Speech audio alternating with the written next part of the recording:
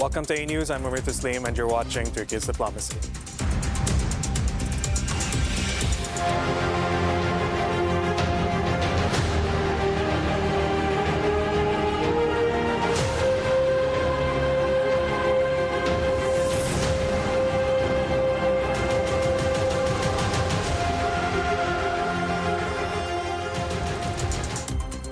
Israeli massacres in Gaza have left more than 64,600 people dead, while famine now threatens 500,000 people. Heavy airstrikes have displaced hundreds of thousands of people as Prime Minister Netanyahu pushes ahead with his plan for a complete occupation of the Gaza Strip. In Doha, Arab and Islamic leaders have convened an emergency summit condemning Israel's strike on Hamas that killed 6 people and disrupted ceasefire talks. The summit is expected to issue a strong call for accountability at the United Nations and warn against normalization with Israel. Joining me today to discuss the latest developments are Anews editor Mustafa Kocakenar and political analyst Javed Rana.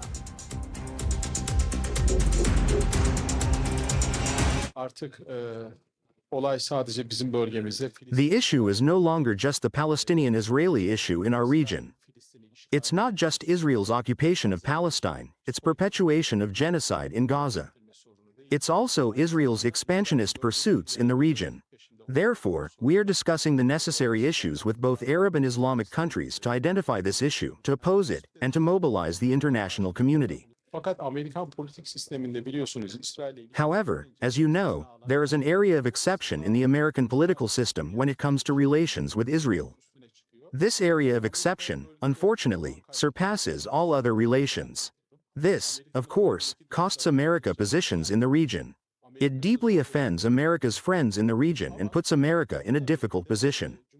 Furthermore, our president and we discuss this issue with the Americans at every level, emphasizing at every opportunity that Israel's crimes against humanity, civilian casualties, and expansionism in the region are profoundly impacting not only the region but also global security, bringing the US-led international system to the brink of complete collapse.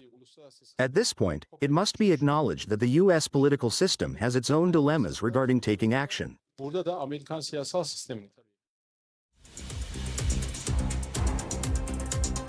Welcome back to the program. Anews editor Mustafa Kocakenar, welcome to the program. Good morning, Umar. Mustafa, we were looking at the statements from the Turkish Foreign Minister.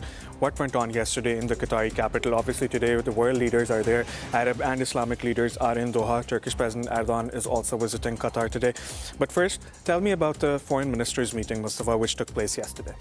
Omar, as you know, last week Israel launched airstrike in Qatar's capital, Doha, with the aim of eliminating Hamas negotiators. Low-level Hamas members lost their lives due to the Israeli attacks, but high-level Hamas members survived the Israeli assassination attempt. And as you know, yesterday, foreign ministers from Arab and Islamic countries gathered in Qatar's capital, Doha, to show solidarity with the Gulf nation following the Israeli strikes. And we know that everyone is reiterating their country's strong support for Qatar's political sovereignty and national security. On the other hand, right now, leaders from Arab and Islamic countries are set together in Doha today to discuss the joint response to Israel's military aggression in the region. As you know, yesterday, Turkish Foreign Minister Hakan Fidan called for unity and solidarity among regional countries to cope with the security challenges posed by the Israeli security forces in the Middle East. And we know that Turkey has been always calling for regional solutions for regional problems. And within this context, yesterday Hakan Fidan said that there will be a joint response to Israeli aggression. But personally, I think that Gulf countries cannot retaliate against Israeli strike with the military steps. I think that they can take a decision on economic and diplomatic steps. Maybe they will impose economic sanctions on Israel. As you know, Turkey has already cut its trade activities with Israel, and Turkey has been always calling for arms embargo on Israel. And today leaders are set to discuss the possible steps in terms of dealing with the security challenges in the Middle East. As you know, since the very beginning of the humanitarian crisis in the Gaza Strip, Turkey has been always taking important diplomatic steps to increase international awareness about Israel's ethnic cleansing policies and genocidal acts in the region. I think that today Turkish President Recep Tayyip Erdogan will talk about Israel's military aggression in the region. I hope that all regional countries will find a common way or a common solution in terms of coping with the security challenges posed by Israel in the Middle East. Mustafa, just to remind our audiences, first tell me, I'll get back to the Arab Islamic Summit question after this one, but first tell me, what are the latest developments from the occupied Gaza Strip? Because some recent reports have said that over 500,000 people have been killed if you exclude the ones who have been stuck under the rubble. Obviously, we know how the occupied Gaza Strip looks like at the moment. It's basically it's filled with rubble. That's it. And the Palestinians have nowhere to go as well. The official death toll, which the Gaza Ministry of Health says, it stands at 65,000. But of course, you know, it could be a possibility that the deaths are 500,000 plus. Now, Mustafa, tell me about Netanyahu's occupation plans, because 75% of Gaza is now under Israeli control. So tell me about the deaths, tell me about the latest plans. What's happening over there right now?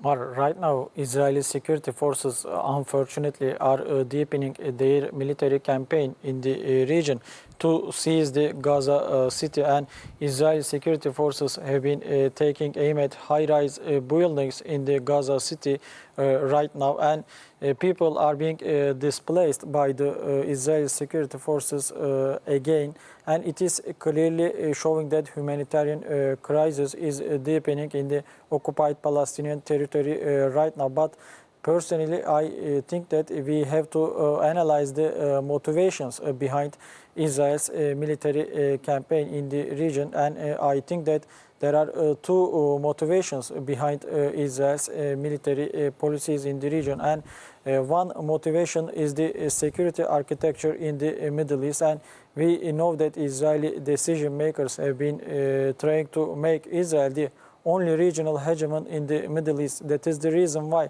they are not only targeting Palestinian territories, they are also striking against Lebanon, Syria, Yemen, Iran, and recently they attacked Qatar. It is clearly showing that Israel is pursuing expansionist geopolitical agenda in the region. And the second motivation, I think, is related to internal political dynamics within the country. We know that there is still ongoing corruption trial against Israel's embattled Prime Minister Benjamin Netanyahu. On the other hand, Netanyahu and his war cabinet is facing criticism from the Israeli public opinion. Israeli people have been regularly taking to the streets to express their frustration over Netanyahu and war cabinet's policies in the region. They are accusing Netanyahu of putting the lives of hostages held by Hamas in Gaza at risk, and they are always calling Netanyahu Prime Minister instead of Prime Minister. And it is clearly showing that internal and external criticisms are mounting on Israel right now over the dire humanitarian situation in Gaza. And I think that if the international community wants to deal with the Israeli problem in the Middle East, I think that they will be supposed to eliminate the root causes of the conflict. Mustafa, now, of course, Arab and Islamic leaders are meeting in Doha for the summit. What's on their agenda? Many people have said that they can warn against normalization with Israel as well. And some sources have also said that they're going to release a statement condemning Israel. Now, do you think that just releasing statements and condemning Israel would be enough at this point? What are you expecting from this summit? Last week, following the Israeli strike, we know that Qatar immediately condemned the Israeli attack as a flagrant violation of Qatar's national sovereignty and international law and norms. And other Arab countries also slammed Israel for its military campaign in Doha. But personally, I think that criticism and condemnation cannot deter Israel from further military aggression. I think that Gulf countries should speak the language that Israel will understand, because we know that Israel is always taking military steps to realize its political ambitions in the region. But we are always seeing condemnation and criticism from the regional and international stakeholders. I think that if we want to stop Israel, if we want to stop Israel's military campaign, I think we have to see some concrete steps on the ground. I think that coercive measures can include arms embargo, economic sanctions, or military retaliation. But personally, I don't expect from military retaliation from the Gulf countries at this point. On the other hand, as you know, United States actions are also raising concerns about American security commitments in the Gulf region. As you know, Qatar's airspace is being controlled by the American security forces, because we know that United States has one of its biggest military installations in this Gulf country, and without American knowledge, Israeli security forces cannot enter the Qatar's airspace. And last week, we know that Israel conducted airstrikes against Qatari capital, and it is raising concerns among Gulf countries about American security commitments. I think that Gulf countries will be supposed to reconsider their bilateral or multilateral relationships with the United States if they want to survive in the world politics, as we are living in anarchic international system. Mustafa, just like you mentioned that, how European countries, how Western countries, some of the Western countries have taken action against Israel, for example, sanctioning Israel. There's Spain, there's the UK, there's France. There are many other countries as well who have, who are starting to sanction Israel. The Netherlands has sanctioned several ministers from the Israeli government. Do you think that these sort of sanctions are effective? Yes, these sort of sanctions are very effective, but they are not helping Israeli decision makers come to the negotiating table to strike a new ceasefire deal with Hamas. I think that right now Israel is being diplomatically isolated from the international community, but within this situation we know that Netanyahu and his war cabinet is still turning a blind eye to international criticism, because I think that United States ironclad support for Israel is emboldening Netanyahu's position, because they think that without American steps, no one can stop Israel's military campaign in the region. And within this context, I think we have to see some concrete steps from the United States.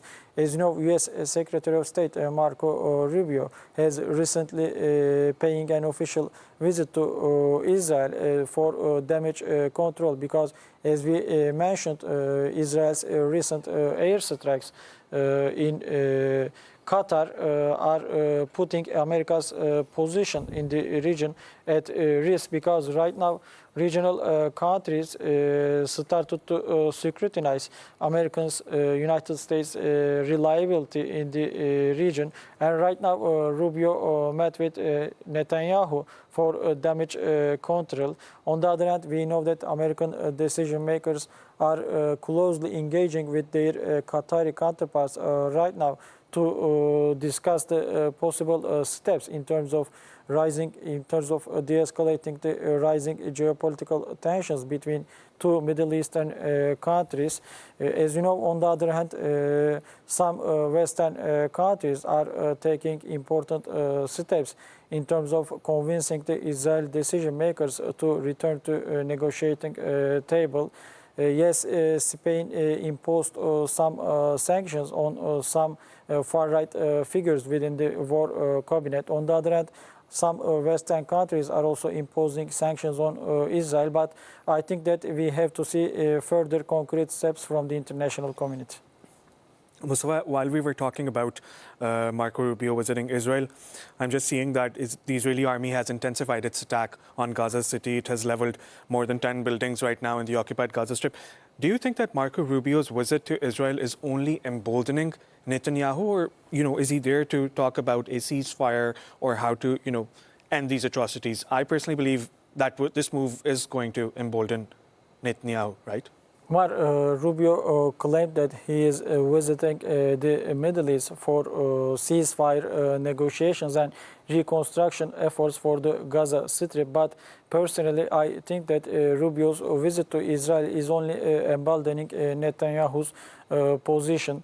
We know that American decision makers are always reaffirming United States ironclad support for Israel's national security demands in the region. And Israel, conducted airstrikes in Qatar, and Qatar is one of the closest ally of the United States in the Middle East. And it is clearly showing that Israel is not only taking aim at United States enemies in the Middle East, they are also targeting United States closest allies and friends.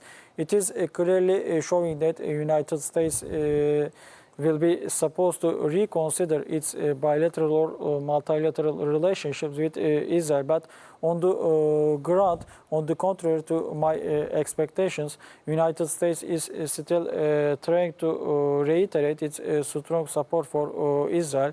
It is evident that Israeli and Zionist lobbying are controlling the Trump administration right now. On the other hand, we know that there are ongoing issues about the Epstein files in the United States, and many analysts are claiming that Mossad agents are controlling the U.S. president right now over his sex videos underage girls. And I think that United States will be supposed to take some concrete steps in terms of reassuring its security commitments in the Middle East. But I don't think that the United States right now is ready to punish Israel over its military campaigns in the region. Mustafa, there are so many factors when we think about the ceasefire not taking place, when we see what the Israeli government wants, when we see what Hamas wants. There's so many mixed things. But what I want to focus on now is the even settlement plan, Mustafa. This is a plan which will, it will sever connections between northern and southern cities, and it will also isolate East Jerusalem. And this is a plan that Netanyahu signed last Thursday. Tell me more about these illegal settlements in the occupied West Bank, Mustafa, because when we see that there are, the Gaza Strip, the occupied Gaza Strip, Gaza City, Rafah, Deir al-Balah, no matter which area it is in the occupied Gaza Strip, it's always facing Israeli aggression. But when we see Israel, toning down its atrocities in the occupied Gaza Strip, we can see that it's increasing its atrocities in the occupied West Bank. So at any particular given time, the occupied Palestinian territories are under Israeli attack. Tell me about this even settlement plan, Mustafa, and what are Netanyahu's aims? Under the Netanyahu leadership, we know that Israel has been always approving new settlement plans for the occupied West Bank.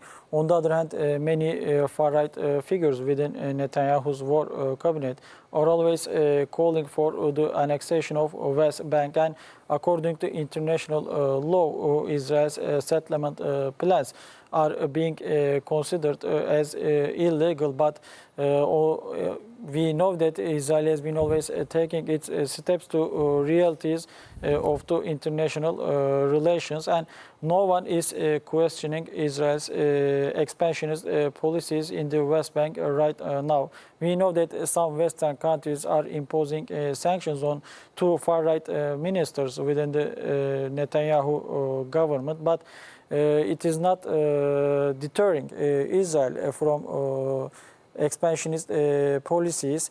and it is clearly showing that Israel is pursuing expansionist geopolitical agenda in the Middle East. On the other hand, we know that pro-Palestinian movement is gaining momentum worldwide right now, and many countries, France in particular, are set to recognize the Palestinian statehood next week on the sidelines of the United Nations General Assembly meeting. And I think that Israel's recent decision to expand settlement plan in the West Bank is aiming to undermine the two-state solution between Palestine and Israel.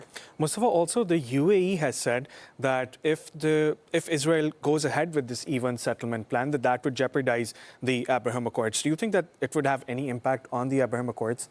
Omar, as you know, Trump administration in his first term realized the Abraham Accords with the aim of normalizing relationships between Israel and Arab countries, and United Arab Emirates normalized its bilateral relationships with Israel under the Abraham Accords. And we know that during the military campaign in Gaza, United Arab Emirates is both sending humanitarian aid to Gaza City, but on the other hand, they are also sending shipments to Israel. And right now, United Arab Emirates claim that Israel's settlement plans in West Bank are a red line for this Gulf country. But I don't think that United Arab Emirates will reconsider its bilateral relationships with Israel. I think that they will continue to take their own steps to realize United Arab Emirates' own national security interest in the region. And personally, I don't think that it will harm the Abraham Accords. Mustafa, thank you for that analysis. I'll be right back with you. Thank you, Mark. Israel has intensified its offensive in Gaza, destroying dozens of residential buildings and displacing thousands as U.S. Secretary of State Marco Rubio visits the region to discuss hostages and reconstruction efforts.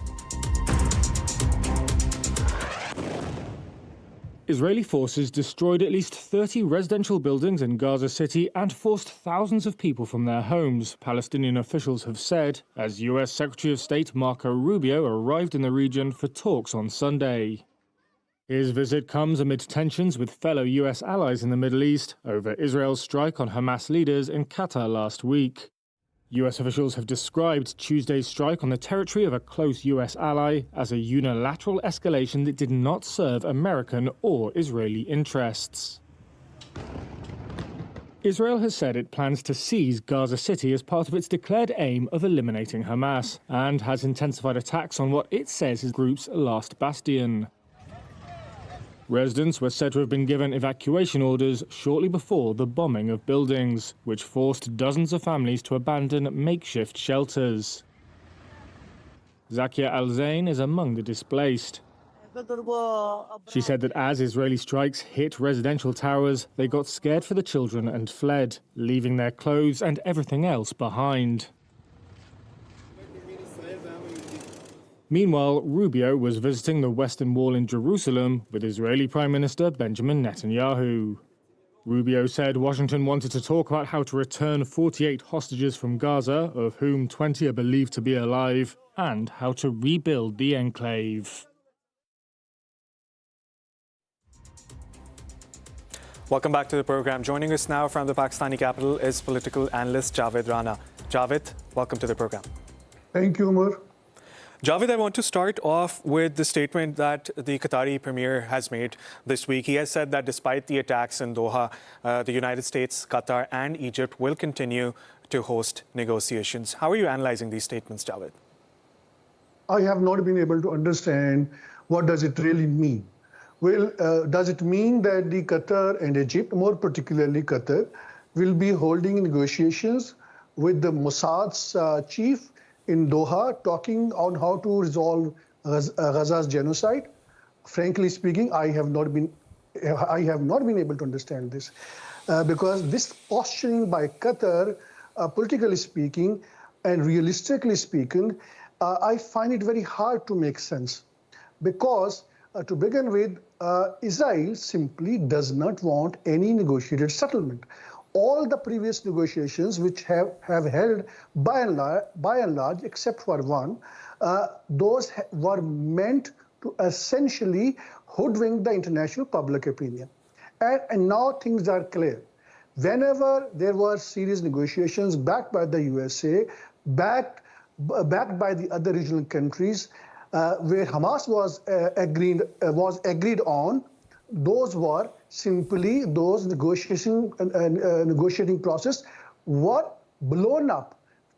First, Hamas chief Ismail Haniyeh was assassinated in Tehran last year, and then we have seen now that there was an attack on Qatar in Doha at a time when Qatar was negotiating with Israel along and with the United States to bring an end to this this genocide in one way or the other. There could have been some kind of a peace agreement. So all I'm saying is, more importantly, I think politically speaking, at this particular point of time, Qatar needs to clarify it.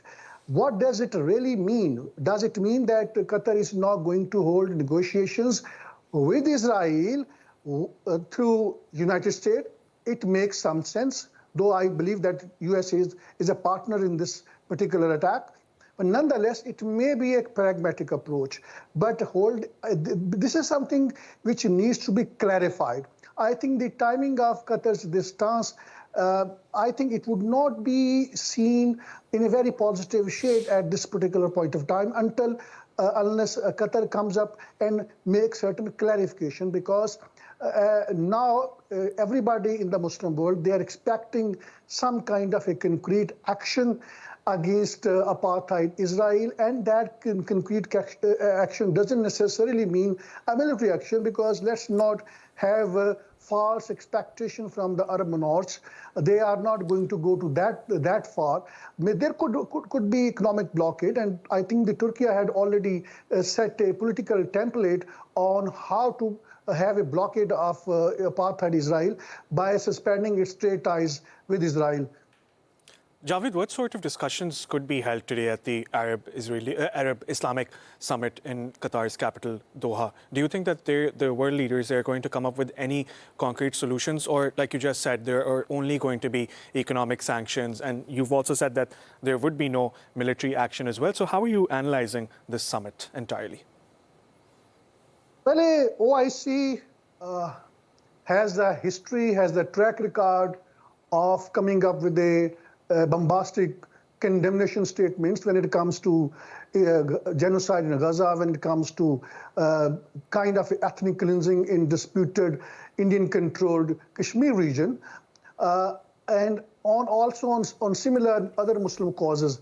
Now things are changing in the sense that now these Arab monarchs are under attack, none other than by a state with which it has been having a kind of informal behind-the-scene alliance.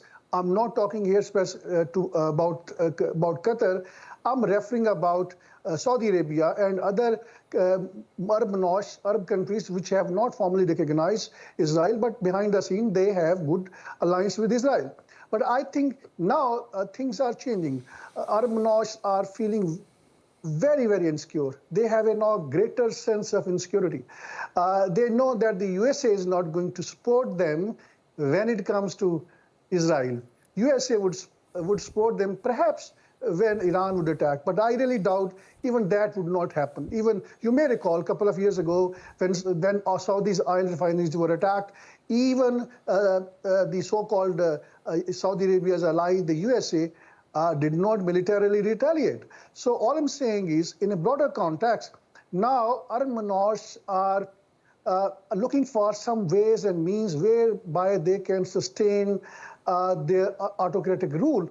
And for that, I think it looks like that there are certain proposals coming up from countries like Pakistan. Pakistan's foreign minister, I think, he has come up with a very meaningful statement. Foreign Minister Sakdar has said that the Muslim Ummah looks for a very meaningful deterrent action, a kind of a military force, a joint military force, to bring an end to the Israel's aggression now against whom that is anybody's guess. because his statement was a bit ambiguous, and that can be interpreted in either way. But nonetheless, I think this statement is important, and I think this is going to be part of the discussion. But certainly, by a kind of a military alliance doesn't mean that there would be military action against apartheid Israel. This may be an opportunity for Pakistan, economically impoverished country which is struggling hard to put its economy back on track, and Qatar is a oil-rich, gas-rich state which has a lot of money and can pump billions of US dollars to Pakistan military. I think for Pakistan it is also an opportunity. But here people in Pakistan, like elsewhere in the Muslim world, they look for some kind of a concrete action which can bring an end to the genocide in Gaza. What happened in Qatar, the Israel's attack on Doha was just an extension of what has been happening in Gaza. So now there is a greater sense of insecurity among Arab North, but there was no greater sense of insecurity. There was no problem for them when Gaza was being attacked, when the genocide has been happening for the last 2 years. UAE is in bed with Israel, with Mossad. It has been providing intelligence through its Red Crescent from Gaza to Mossad and helping Israel to locate the locations from where the rockets were being launched against Israel by Hamas. And then again, Saudi Arabia, it has given all the airspace right to Israel. The Israeli planes can move back and forth over the space of Saudi Arabia, and then Israel's sportsmen can visit Saudi Arabia, and you know it that even Saudi Arabia allowed the Israeli citizens to enter into holy cities Makkah, Mu'azzam, and Medina Munawwara, despite the fact that the non-Muslim cannot enter into these holy cities. So I think in a broader context, now the bigger question is, what are the tangible action which can be undertaken by the OIC, Organization of Islamic Cooperation? I don't know what does it really mean, because they have not cooperated on Islamic issues to begin with. What is happening in Gaza, I think that was something simply they did not move an inch when it comes to any practical measures. So now I think again my understanding is the options are that Egypt, Jordan, they can suspend their diplomatic ties, they can suspend their trade ties, and then Saudi Arabia, which have been having a kind of a normalization process with Israel, I think that can be suspended. I hope that is suspended. And then I think that practically speaking, since Turkey's military force, its air force, its thousands of troops are already based in Qatar, I think they can do a lot. I mean, they would play a very pivotal role in shaping up any military alliance against Israel. And then, of course, Pakistan is a nuclear-armed state. It has a nuclear deterrence, something Israel is very much scared. And let me just refer here an incident which happened most recently in the UN proceeding. Israel's ambassador had to apologize to Pakistan's ambassador in the UN and then he felt that Israel should not antagonize Pakistan to a point where it can possibly join Arab North in defending them. You may recall that the Netanyahu had blamed Pakistan that like Osama bin Laden was hunted down by Americans in Pakistan, in a similar fashion, they have tried to hunt down Hamas leaders in Qatar. That was a nonsensical analogy that he built up. But again, I think Israel was on defensive. That was an indicator that actually, as a matter of fact, Israel fears most to the three countries. Pakistan is a nuclear-armed state. Turkey, a very strong military force which has a proven track record of military victories. Historically, it has a long history.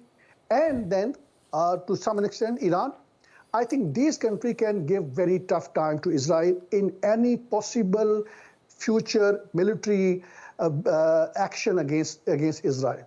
My understanding is that if the OIC come up with some kind of tangible measures, which can possibly include suspending all kind of trade ties with Israel, all these Arab regional countries, by pursuing the template which Turkey has already established by suspending all kind of trade ties, and then blocking Israel's blocking their airspace for Israel's passenger plane, disallowing Israeli citizens in their countries, suspending diplomatic ties with Israel, and more importantly, I think UAE, I really doubt will undertake this exercise, because UAE is hands in glove with apartheid Israel. Now, it's a problem with Arab March right now is they on one side they fear Muslim Brotherhood and their secret branches. That is why they have been opposing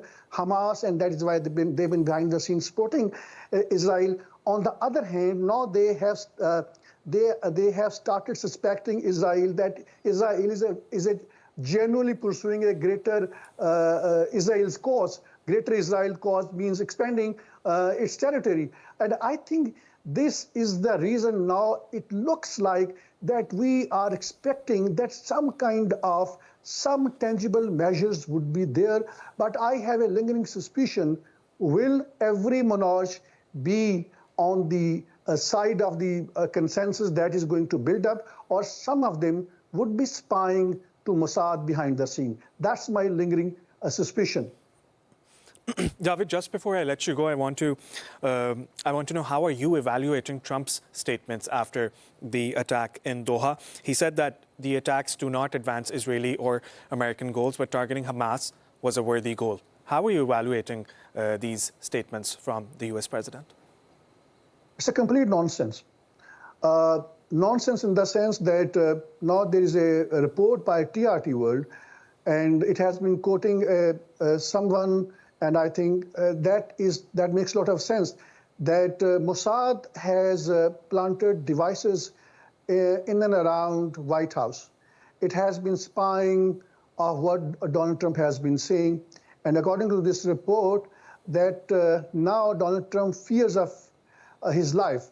He fears that Israel would assassinate him, and because he wants some kind of a settlement. But again, on one side, there is an Epstein file, which involves his sex videos with underage girl. On the other hand, Mossad has a precise intelligence about his movement, and there are assets around Donald Trump who can possibly get him killed. So I think because of these reasons, whatever Donald Trump has been saying, we have to take it with a pinch of salt, because this looks like that Donald Trump wants to play on the both sides. He's been giving assurance to Qatar that what is done. Now there would not be any further attacks on Doha. I don't think that is a kind of a statement where Qatar would be happy with. I don't think so. And then I think. Again, the USA played a very key role in toning down a statement against Israel in the UN Security Council. It just restricted itself to a mere condemnation without any meaningful action. So I think it looks like that now Mossad is on killing spree inside the USA. One of the megas. Activist, this MAGA, the Make America Again, is a big kind of an organization where people who have supported Donald Trump, they've been very active these days. Now because of the genocide in Gaza, now it looks like the political landscape of US is changing, and MAGA is essentially is reflecting that political landscape by pointing out that Israel is a bigger part of the problem. Israel is controlling the US leaders, and one of the leaders has been assassinated. and the allegations are being leveled against Mossad. And I think this is becoming a problematic in the USA because now Mossad is trying to control everything, but at the same time, it is getting itself exposed. So all I'm saying is that US military presence in Qatar is a part of the problem. First, it attracted an attack from Iran, and now USA was supposed to retaliate to prevent Israel's attack. And what happened? That US was hobnobbing, it providing all kind of intelligence, it turned off its radars, and some reports are that perhaps UK and the USA provided also fueling service to the Israel's plane in the air. So again, those who are partners in the attack, I don't think Qatar would be expecting some kind of now meaningful, actionable measures from USA to prevent further attacks. Again, in the broader picture is that Qatar is a subject nation. It is under occupation of the USA. Let's be frank, that is a dark reality. And that is why I think Qatar has a very limited option to retaliate. All they can do it, they have the money, they can build up a military alliance against Israel. But will that military alliance take a genuine action against Israel? That is still questionable. Javed Rana, thank you so much for that analysis. It was a pleasure having you on the episode today. Anews editor Mustafa Kojakanar, thank you so much for being with us in the studios. Thank you, Mark. That brings us to the end of our program. Thanks for joining us. Bye for now.